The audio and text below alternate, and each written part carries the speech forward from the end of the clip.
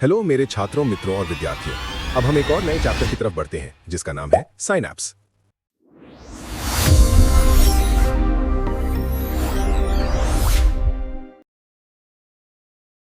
Definition. Synapse दो neurons के बीच का जंक्शन है। ये कोई एनाटॉमिकल कंटिन्यूएशन नहीं है, यानी दोनों न्यूरॉन्स आपस में जुड़े हुए नहीं होते, बल्कि ये दो नर्व सेल्स के बीच सिर्फ एक फिजियोलॉजिकल कंटिन्यूटी है। Classification of synapse. साइनैप्स को दो तरीकों से क्लासिफाई किया गया है। A, anatomical classification, B, functional classification. Anatomical classification. आमतौर पर साइनैप्स तब बनता है जब एक न्यूरॉन का एक्सॉन अगले न्यूरॉन की सेल बॉडी, डेंड्राइट या एक्सॉन पर खत्म होता है। एक्सॉन कहां खत्म हो रहा है, इसके आधार पर साइनैप्स तीन टाइप्स के होते हैं। 1. एक्सो एक्सॉनिक साइनैप्स। इसमें एक न्यूरॉन का एक्सॉन दूसरे न्यूरॉन के एक्सॉन पर खत्म होता है। 2. एक्सो डेंड्राइटिक साइनैप्स। इसमें एक न्यूरॉन का एक्सॉन दूसरे न्यूरॉन के डेंड्राइट पर खत्म होता है। 3. एक्सोसोमैटिक साइनैप्स। इसमें एक न्यूरॉन का एक्सॉन दूसरे न्यूरॉन की सोमा या सेल बॉडी पर खत्म होता है। फिगर 140.1। Functional classification. साइनैप्स का फंक्शनल क्लासिफिकेशन इंपल्स ट्रांसमिशन के तरीके यानी मोड पर आधारित है। इसके मुताबिक साइनैप्स को दो कैटेगरीज में बांटा गया है। इन दोनों के लफड़े पे मेरे को क्यों फंसा के रखा है? उठा ले रे बाबा, उठा ले। मेरे को नहीं रे, इन दोनों को उठा ले। 1. Electrical synapse. 2. Chemical synapse. वैसे आमतौर पर साइनैप्स शब्द का इस्तेमाल केमिकल साइनैप्स के लिए ही किया जाता है। 1. Electrical synapse. इलेक्ट्रिकल साइनैप्स वो साइनैप्स है जिसमें प्री साइनैप्टिक और पोस्ट साइनैप्टिक न्यूरॉन्स के बीच की फिजियोलॉजिकल कंटिन्यूटी गैप जंक्शन के जरिए होती है। फिगर 140.2। इन गैप जंक्शन से न्यूरॉन्स के बीच आयंस का डायरेक्ट एक्सचेंज होता है। इसी वजह से प्री साइनैप्टिक न्यूरॉन के टर्मिनल तक पहुंचने वाला एक्शन पोटेंशियल सीधे पोस्ट साइनैप्टिक न्यूरॉन में दाखिल हो जाता है। इलेक्ट्रिकल साइनैप्स की खास बात यह है कि इसमें साइनैप्टिक डिले बहुत कम होता है, क्योंकि करंट का फ्लो डायरेक्ट होता है। इसके अलावा इसमें इंपल्स किसी भी दिशा में यानी ईदर डायरेक्शन में ट्रांसमिट हो सकती है। इस तरह का transmission cardiac muscle fibres, intestine की स्मूथ मसल फाइबर्स और आंख के लेंस की एपिथेलियल सेल्स जैसे टिश्यूज में होता है। 2. Chemical synapse. केमिकल साइनैप्स एक नर्व फाइबर और मसल फाइबर या दो नर्व फाइबर्स के बीच का जंक्शन है, जहां सिग्नल्स का ट्रांसमिशन केमिकल ट्रांसमीटर के रिलीज होने से होता है। केमिकल साइनैप्स में दोनों न्यूरॉन्स के बीच कोई कंटिन्यूटी नहीं होती, क्योंकि उनके बीच एक खाली जगह होती है जिसे साइनैप्टिक क्लेफ्ट कहते हैं। जब action potential pre synaptic terminal तक पहुंचता है तो वहां मौजूद वेसिकल से न्यूरोट्रांसमीटर रिलीज होता है। ये न्यूरोट्रांसमीटर साइनैप्टिक क्लेफ्ट से होता हुआ पोस्ट साइनैप्टिक न्यूरॉन तक पहुंचता है और वहां पोटेंशियल चेंज पैदा करता है। केमिकल साइनैप्स के स्ट्रक्चर और फंक्शंस की डिटेल्स नीचे दी गई हैं। Functional anatomy of chemical synapse.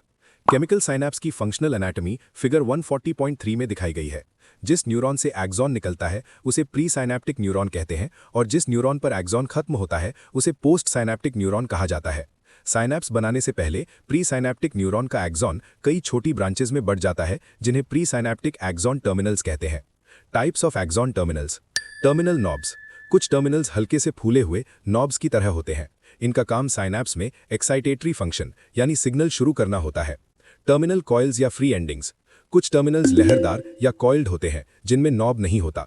इनका काम इनहिबिटरी फंक्शन यानी सिग्नल रोकना होता है। स्ट्रक्चर्स ऑफ एक्सॉन टर्मिनल्स और pre synaptic membrane. Pre synaptic axon terminal की एक अपनी इंटैक्ट मेम्ब्रेन होती है जिसे प्री साइनैप्टिक मेम्ब्रेन कहते हैं।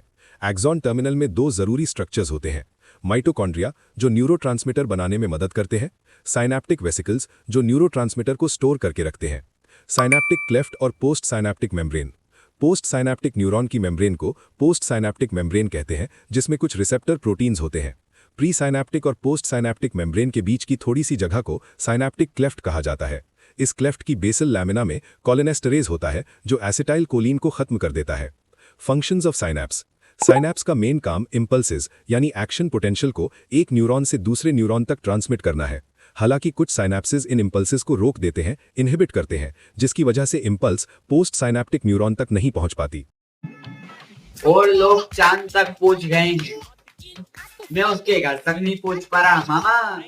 फंक्शंस के आधार पर साइनैप्सेस दो टाइप्स के होते हैं। एक्साइटेटरी साइनैप्सेस जो इंपल्सेस को ट्रांसमिट करते हैं, एक्साइटेटरी फंक्शन। इनहिबिटरी साइनैप्सेस जो इंपल्सेस के ट्रांसमिशन को रोक देते हैं, inhibitory function. Excitatory function.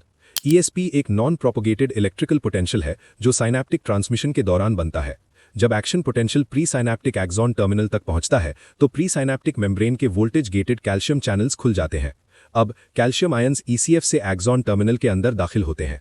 Calcium ions की वजह से वेसिकल्स से एक्सोसाइटोसिस के जरिए न्यूरोट्रांसमीटर रिलीज होता है। ये excitatory neurotransmitter pre synaptic membrane और साइनैप्टिक क्लेफ्ट से होता हुआ पोस्ट साइनैप्टिक मेम्ब्रेन तक पहुंचता है। वहां ये न्यूरोट्रांसमीटर रिसेप्टर प्रोटीन के साथ जुड़कर न्यूरोट्रांसमीटर रिसेप्टर कॉम्प्लेक्स बनाता है। ये कॉम्प्लेक्स एक नॉन प्रोपोगेटेड ईएसपी पैदा करता है। साइनैप्स में सबसे common excitatory neurotransmitter acetylcholine है। Mechanism of development of ESP. Neurotransmitter receptor complex की वजह से लाइगेंड गेटेड सोडियम चैनल्स खुल जाते हैं। अब सोडियम आयंस ईसीएफ से पोस्ट साइनैप्टिक न्यूरॉन की सेल बॉडी में दाखिल होते हैं। चूंकि सोडियम आयंस पॉजिटिवली चार्ज्ड होते हैं, सेल बॉडी के अंदर का रेस्टिंग मेम्ब्रेन पोटेंशियल बदल जाता है और एक हल्का डीपोलराइजेशन पैदा होता है। इसी हल्के डीपोलराइजेशन को ईएसपी कहते हैं। ये साइनैप्स में होने वाला एक लोकल रिस्पॉन्स है। Properties of ESP. ईएसपी सिर्फ साइनैप्स तक ही महदूद यानी कन्फाइंड रहता है। ये एक ग्रेडेड पोटेंशियल है जो रिसेप्टर पोटेंशियल और एंड प्लेट पोटेंशियल जैसा होता है। ईएसपी की दो प्रॉपर्टीज है। एक, ये नॉन प्रोपोगेटेड होता है और दो, ये ऑल और नन लॉ को फॉलो नहीं करता। Significance of ESP. ESP post synaptic neuron के एक्सॉन में ट्रांसमिट नहीं होता, हालांकि ये एक्सॉन में एक्शन पोटेंशियल पैदा करने का कारण बनता है। जब ईएसपी काफी मजबूत होता है तो ये एक्सॉन के इनिशियल सेगमेंट में वोल्टेज गेटेड सोडियम चैनल्स को खोल देता है। सोडियम आयंस के अंदर आने से इनिशियल सेगमेंट में डीपोलराइजेशन होता है और इस तरह एक्शन पोटेंशियल डेवलप हो जाता है। यहां से एक्शन पोटेंशियल एक्सॉन के बाकी हिस्सों में फैल जाता है। Inhibitory function. साइनैप्टिक ट्रांसमिशन की रुकावट इनहिबिशन को 5 टाइप्स में बांटा गया है। 1. पोस्ट साइनैप्टिक या डायरेक्ट इनहिबिशन। 2. प्री साइनैप्टिक या इनडायरेक्ट इनहिबिशन। 3. नेगेटिव फीडबैक या Renshaw cell inhibition. 4. Feed forward inhibition. 5. Reciprocal inhibition. 1. Post synaptic या direct inhibition. Post synaptic inhibition वो इनहिबिशन है जो तब होती है जब प्री साइनैप्टिक टर्मिनल से एक्साइटेटरी न्यूरोट्रांसमीटर की जगह इनहिबिटरी न्यूरोट्रांसमीटर रिलीज होता है। इसे डायरेक्ट इनहिबिशन भी कहते हैं। कॉमन इनहिबिटरी न्यूरोट्रांसमीटर्स हैं गाबा यानी gamma amino butyric acid, dopamine और glycine. Action of GABA. Inhibitory post synaptic potential का बनना। आईपीएसपी एक इलेक्ट्रिकल पोटेंशियल है जो हाइपरपोलराइजेशन के रूप में होता है और पोस्ट साइनैप्टिक इनहिबिशन के दौरान बनता है। Inhibitory neurotransmitter post synaptic membrane के रिसेप्टर से जुड़ता है। ये transmitter receptor complex sodium channels की जगह लाइगेंड गेटेड पोटेशियम चैनल्स को खोल देता है। अब पोटेशियम आयंस जो सेल बॉडी के अंदर ज्यादा होते हैं ईसीएफ की तरफ निकलने लगते हैं। साथ ही क्लोराइड चैनल्स भी खुल जाते हैं और क्लोराइड आयंस जो ईसीएफ में ज्यादा होते हैं सेल बॉडी के अंदर आने लगते हैं। ये क्या साला खिड़की तो खुला ही रख के गया रे, क्या गुंडा बनेगा रे तू। पोटेशियम का बाहर निकलना और क्लोराइड का अंदर आना सेल के अंदर नेगेटिविटी को और बढ़ा देता है जिससे हाइपरपोलराइजेशन हो जाती है। साइनैप्स की ये हाइपरपोलराइज्ड स्टेट साइनैप्टिक ट्रांसमिशन को रोक देती है। इसे फिगर 140.5 में देखें। 2. प्री साइनैप्टिक या indirect inhibition. Pre synaptic inhibition तब होती है जब प्री साइनैप्टिक एक्सॉन टर्मिनल काफी मात्रा में एक्साइटेटरी न्यूरोट्रांसमीटर रिलीज नहीं कर पाता। इसे इनडायरेक्ट इनहिबिशन भी कहा जाता है। प्री साइनैप्टिक इनहिबिशन एक्सो एक्सॉनिक साइनैप्सिस के जरिए होती है। ये मुख्य रूप से स्पाइनल कॉर्ड में देखा जाता है और ब्रेन के हायर सेंटर्स तक जाने वाली जानकारी को रेगुलेट करता है। आमतौर पर साइनैप्टिक ट्रांसमिशन में प्री साइनैप्टिक न्यूरॉन तक पहुंचने वाला action potential post synaptic neuron में ईपीएसपी पैदा करता है। लेकिन स्पाइनल कॉर्ड में एक मॉड्यूलेटरी न्यूरॉन होता है जिसे प्री साइनैप्टिक इनहिबिटरी न्यूरॉन कहते हैं, जो प्री साइनैप्टिक न्यूरॉन के साथ एक एक्सो एक्सॉनिक साइनैप्स बनाता है। इसे फिगर 140.6 में देखें। ये inhibitory neuron pre synaptic neuron को रोकता है और वहां एक्शन पोटेंशियल के मैग्नीट्यूड को कम कर देता है। एक्शन पोटेंशियल छोटा होने की वजह से कैल्शियम इन्फ्लक्स कम हो जाता है। नतीजतन प्री साइनैप्टिक न्यूरॉन से निकलने वाले न्यूरोट्रांसमीटर की मात्रा यानी क्वांटिटी घट जाती है। इस वजह से पोस्ट साइनैप्टिक न्यूरॉन में ईपीएसपी का मैग्नीट्यूड कम हो जाता है और साइनैप्टिक इनहिबिशन हो जाती है। 3. रेनशॉ सेल या negative feedback inhibition. Negative feedback inhibition वो साइनैप्टिक इनहिबिशन है जो स्पाइनल कॉर्ड में रेनशॉ सेल्स की वजह से होती है। रेनशॉ सेल्स छोटे मोटर न्यूरॉन्स होते हैं जो स्पाइनल कॉर्ड के एंटीरियर ग्रे हॉर्न में मौजूद होते हैं। इसे चैप्टर 143 में देखें। स्पाइनल कॉर्ड से निकलने वाली nerve fibres anterior nerve root बनाती हैं। ये फाइबर्स एंटीरियर ग्रे हॉर्न के अल्फा मोटर न्यूरॉन्स से निकलती हैं और मसल्स यानी इफेक्टर ऑर्गन तक पहुंचती हैं। इनमें से कुछ फाइबर्स जिन्हें कोलैटरल्स कहते हैं स्पाइनल कॉर्ड से बाहर निकलने की बजाय रेनशॉ सेल्स पर खत्म हो जाती हैं। जब मोटर न्यूरॉन्स मोटर इंपल्सेस भेजते हैं तो कुछ इंपल्सेस कोलैटरल्स के रास्ते रेनशॉ सेल तक पहुंच जाती हैं। इससे रेनशॉ सेल स्टिम्युलेट हो जाता है। बदले में ये Renshaw cell alpha motor neurons को इनहिबिटरी इंपल्सेस भेजता है ताकि मोटर न्यूरॉन्स से निकलने वाला डिस्चार्ज कम हो जाए।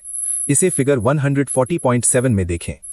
इस तरह रेनशॉ सेल इनहिबिशन एक नेगेटिव फीडबैक मैकेनिज्म को दिखाता है। एक रेनशॉ सेल को एक से ज्यादा alpha motor neuron collateral supply कर सकते हैं और ये कई मोटर न्यूरॉन्स के साथ साइनैप्स बना सकता है। 4. Feed forward inhibition. Feed forward synaptic inhibition cerebellum में होती है और ये वहां की न्यूरोनल एक्टिविटी को कंट्रोल करती है। सेरिबेलम की एक्टिविटी के दौरान स्टेलेट सेल्स और बास्केट सेल्स जो ग्रैन्यूल सेल्स से एक्टिवेट होते हैं गाबा रिलीज करके पुरकिंजे सेल्स को इनहिबिट कर देते हैं। इसे चैप्टर 150 में देखें।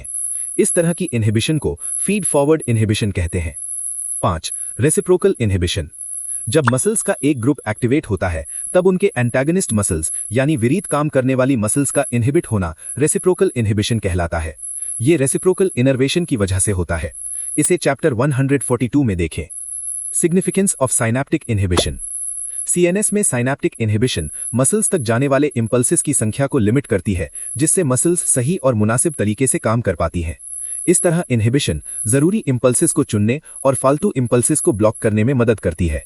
अगर स्ट्रिक्नीन जैसा जहर शरीर में चला जाए तो यह साइनैप्टिक लेवल पर इनहिबिटरी फंक्शन को खत्म कर देता है,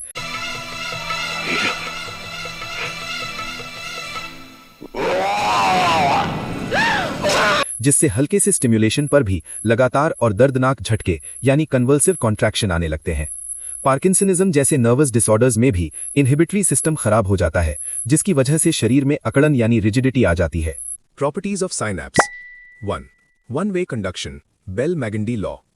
बेल-मैगंडी लॉ के मुताबिक साइनैप्स में इंपल्सेस सिर्फ एक ही दिशा यानी डायरेक्शन में ट्रांसमिट होते हैं, यानी प्री साइनैप्टिक न्यूरॉन से पोस्ट साइनैप्टिक न्यूरॉन की तरफ। 2. Synaptic delay. साइनैप्स के जरिए इंपल्स ट्रांसमिशन के दौरान जो थोड़ी सी देरी होती है उसे साइनैप्टिक डिले कहते हैं। ये देरी इन कामों में लगने वाले समय की वजह से होती है। आई. न्यूरोट्रांसमीटर का रिलीज होना। आई. न्यूरोट्रांसमीटर का एक्सॉन टर्मिनल से पोस्ट साइनैप्टिक मेम्ब्रेन तक पहुंचने का रास्ता। आई. न्यूरोट्रांसमीटर का पोस्ट साइनैप्टिक मेम्ब्रेन में आयोनिक चैनल्स खोलने का एक्शन। साइनैप्टिक डिले का नॉर्मल ड्यूरेशन 0.3 से 0.5 मिलीसेकंड होता है। रिफ्लेक्स एक्टिविटी के रिएक्शन टाइम का एक कारण यही साइनैप्टिक डिले है। सिग्निफिकेंस।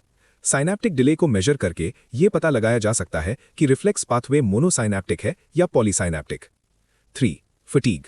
लगातार मस्कुलर एक्टिविटी के दौरान साइनैप्स थकान का केंद्र बन जाता है।